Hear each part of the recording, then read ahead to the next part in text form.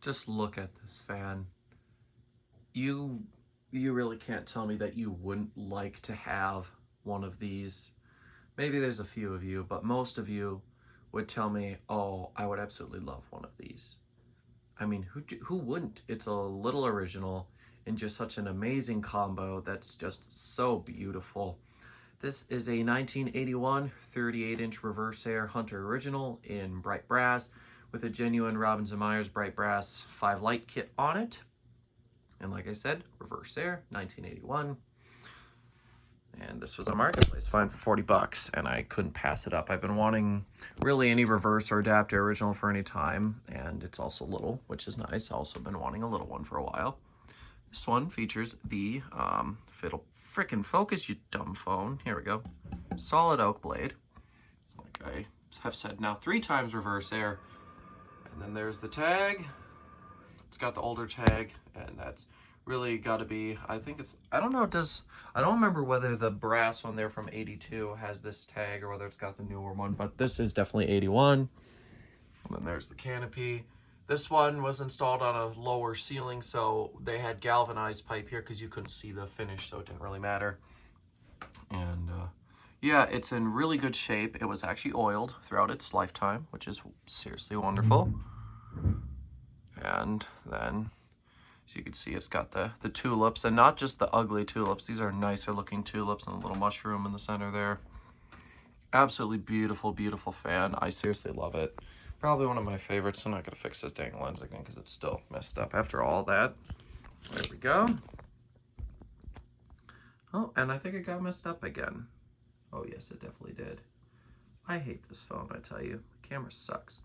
Anyways, let's go ahead, grab my kilowatt. We'll plug that in so we can begin with our demo. Whether I'm going to be actually reversing the irons, I'm not sure. Some of them are a little stuck. When I got the fan, they were all set in updraft, and they all moved down to downdraft fine. But actually, up on the ceiling, they're a little bit more annoying to adjust. Maybe they need oil. I don't know. I don't really need to mess with them or adjust them. I'll figure it out before I decide to install it somewhere if I do. Anyways, we'll just make sure that's set right. I'll first show you the light kit. So this one here, you got separate control. You've got one pull chain here for these. And then the center socket has a pull chain built in. It's a little funky. Probably gonna have to replace it at some point. So there's that. And then there's both. Seriously an amazing, amazing combo. This fan is just absolutely beautiful. I'm just so thrilled. I couldn't just tell you just how thrilled I am to have this thing. And yeah, like I said, it was actually maintained very, very well, which makes me very pleased. This is my my best used original for sure in terms of just condition and all that sort of stuff and modifications. Talking to you, you stupid white original with a 3rd speed. Don't know why it has one. I still have yet to figure out why a 1980 Robbins & Myers original has a 3rd speed that's not slower than the original low, but faster. Makes no sense. Anyways, go ahead, start this up on low. Like I said, it was well oiled. Still threw a couple more drops in there because I figured that would be smart of me. And here's low speed. So these little originals here, they made them for absolute years. And 1981 was the first year for reverse and adapter. 1980 just had the standard blade brackets. And then the next year they added the other 2. Now with the adapter, that makes it 38 inches. Typically they're 36, but adapter makes it 38. And there goes that stupid chain again. Hold up, I can fix that. Just gotta drape it around one of the other pull chains here, and it usually hushes up. There we go. Anyways, and yeah, so the big originals, obviously powerhouses, no matter what set of blades you throw on them. These little ones are definitely a lot weaker. Still decent, but not as good. And yeah, this motor was definitely designed more for a much more shallow pitch set of metal blades. And they did have something like that apparently, but I've never seen it before. I saw that in a catalog last night when I was looking. I'm like, 36-inch brown metal blade. What the hell? Never heard of that before. anyways. And then with the added weight of the Reverseaire irons and the solid oak blades, it really does slow the fan down, and definitely hinders performance even more. They're definitely not terrible for a hallway or a little spot where you don't need a lot of airflow. This is definitely a great fan. And all the hum well, the motor's definitely got a bit of a hum to it, and then the light kit's vibrating a little bit, but there is no cyclic buzz from lack of oil or anything like that. Like I said, it was well maintained. We'll go ahead and take a look at the kilowatts, see what we're doing. 0.86 amps, 50 watts about, and then half a power factor. Okay, take it to high. Oh gosh, here these go again. This is once again the glass vibrating. Oh, neither change this tapping now. I can't police it. I'm not gonna try. Yeah, all the noise you're hearing is from the light kit. I'll probably try and isolate that because it's annoying me. Yeah, there's high speed. Aside from all the obnoxious noise, the fan is moving a reasonable amount of air. And it really actually does pick up speed. Very first time I hooked it up down here, it was going slow, but this is the fastest I've seen it go. I guess it just needed to warm up a little bit. My God, that is just so loud and so annoying. Oh my God. Oh, it's painful. Oh, it's driving me crazy. I wouldn't leave it like this if I was permanently installing it. I'd put rubber bands around the glass and do other things to shut it up. Anyways, how are we doing performance-wise?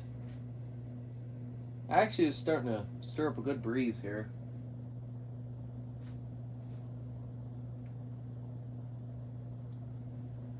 We'll go ahead and see here. 1.5 amps, 90 watts, and still have a power factor. Go ahead and give you a close-up, even though you're going to have to sit through the horrible noises.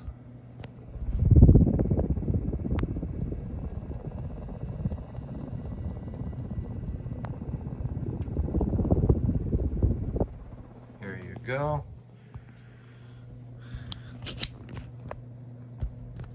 Yeah, I don't know if I mentioned, even though it was well oiled, I still did add a couple drops of oil.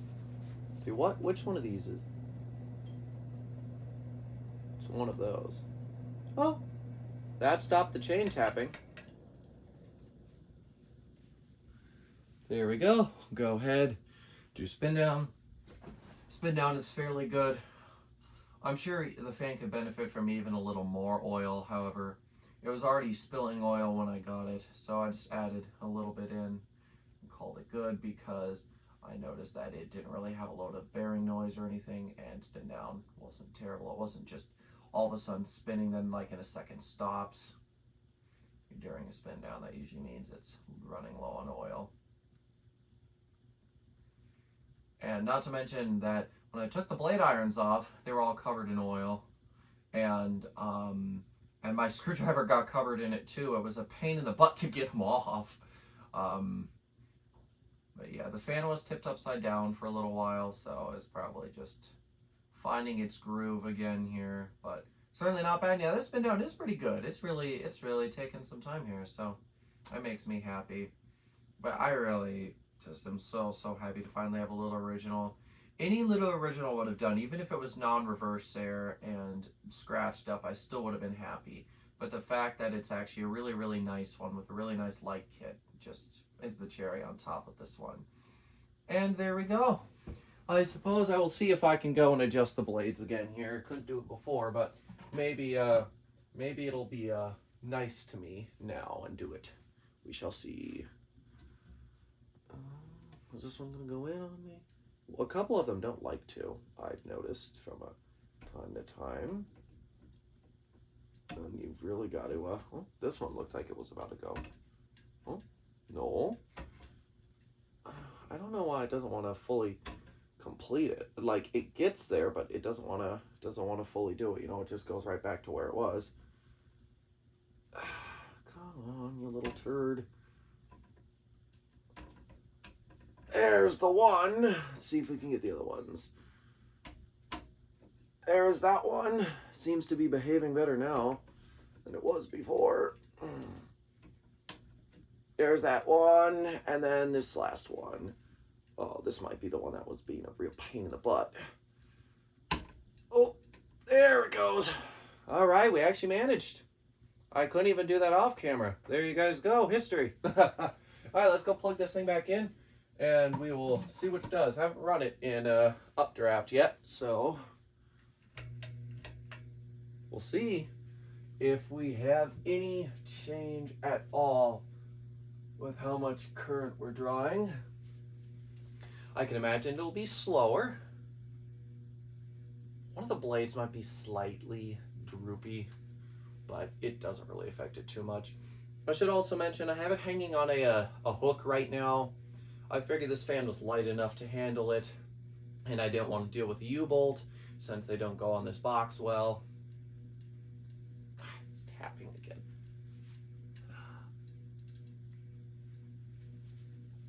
So yeah, definitely going slower. I would not say it's moving more air than it was before, though. Let's see here. 0.86 amps still, 49.2 watts still, and still 0.47 on the power factor. So that looks the same. Go ahead, throw it up here to high. Once again, probably going to be slower. I'll let it go for a little bit, see if it wants to gain any more speed. Really though, on high updraft doesn't really have much of a purpose, besides just to stick your hand above it to see whether it's moving more air, which I can tell you it definitely is not. A greater blade pitch does not really improve this. Let's see, so 1.48 amps, still 90.4 watts, still 0.5 on the power factor. So, yep, the same. Just figured we would double check.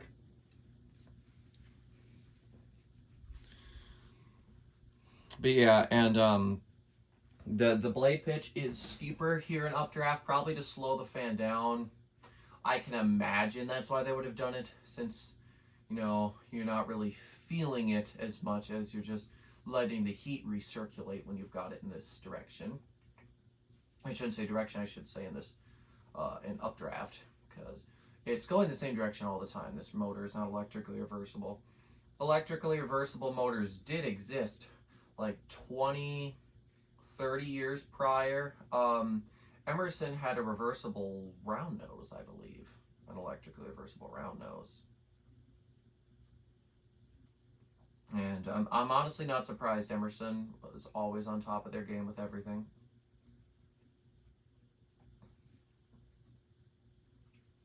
So yeah, spin down. It's going to be the same, really. I can imagine not going to be much of a difference, but I figured I'd let it spin down again.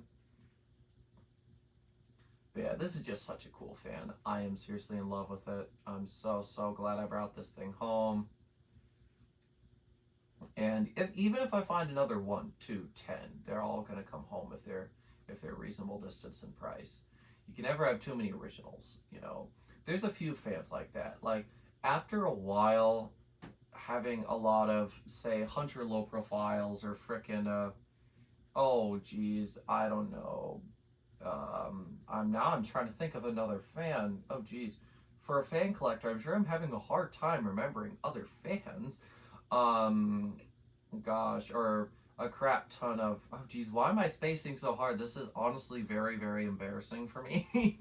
Well, I don't know, but I think you guys understand the point. How, like, an original, something like this, you can just have so many of them and never get tired of them. They're cool fans, they're great, there's so many variations, they're just awesome.